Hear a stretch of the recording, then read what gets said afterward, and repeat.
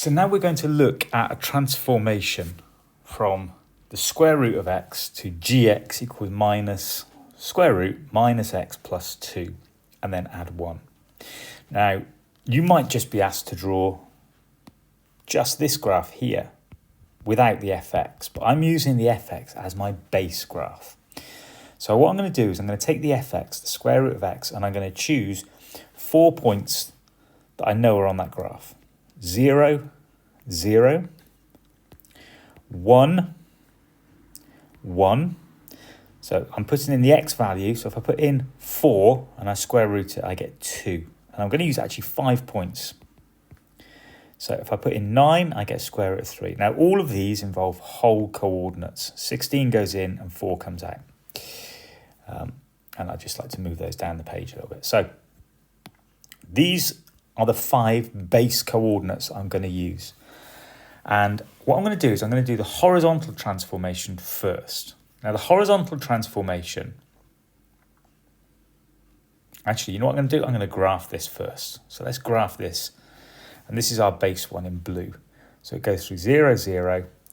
It goes through 1, 1. It goes through 4, 2. It goes through 9, 3. And it goes through 16, 4, which is right up here. Okay, this graph I just dragged from Desmos. So there's my sketch of my base graph, and I'm going to do the transformations of that to get the gx.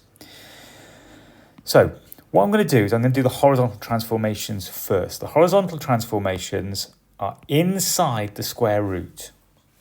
So I'm going to do negative x, which is going to reflect all the x coordinates in the y-axis. And then I'm going to add on 2.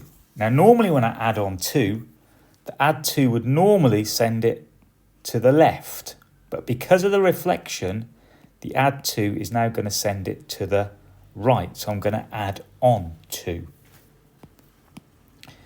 So that's a little complicated thing, but I hope by now in your journey in grade 10, you can understand that. Okay, so I'm going to ignore the things that are outside for the first bit of working out. So it's just the x values. So let's remember what we're going to do. We need to make it negative x and then add 2. And it's just the x values that are going to change. So 0 becomes negative 0, and I'm going to add on 2, not take away 2. So it goes to 2 and 0. The 1 becomes minus 1, and then I add on 2. So minus 1 add 2 is 1, and the y-coordinate stays exactly the same. 4 goes to minus 4 when I do the reflection, add on 2, minus 2. The 2 stays exactly the same.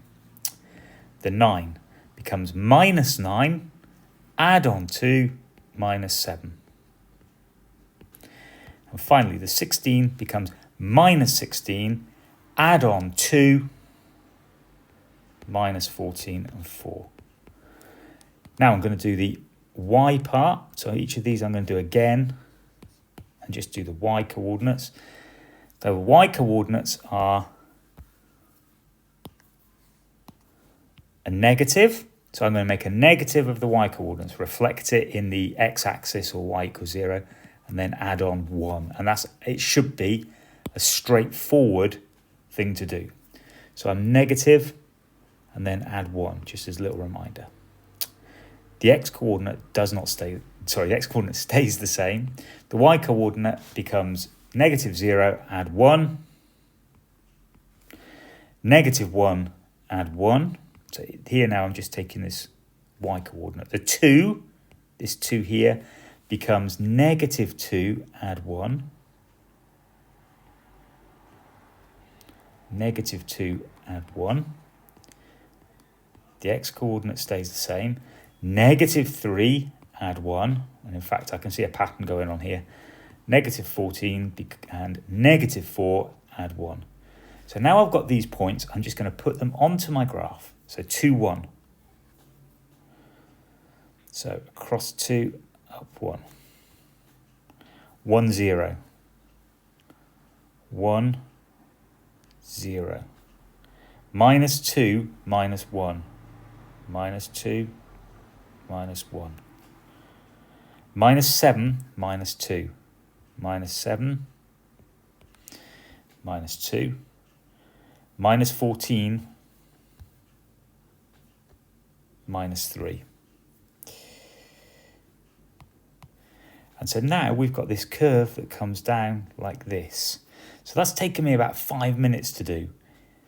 And it's probably going to be worth a good 5 marks on a test. So it's really worth taking that time to just think that through.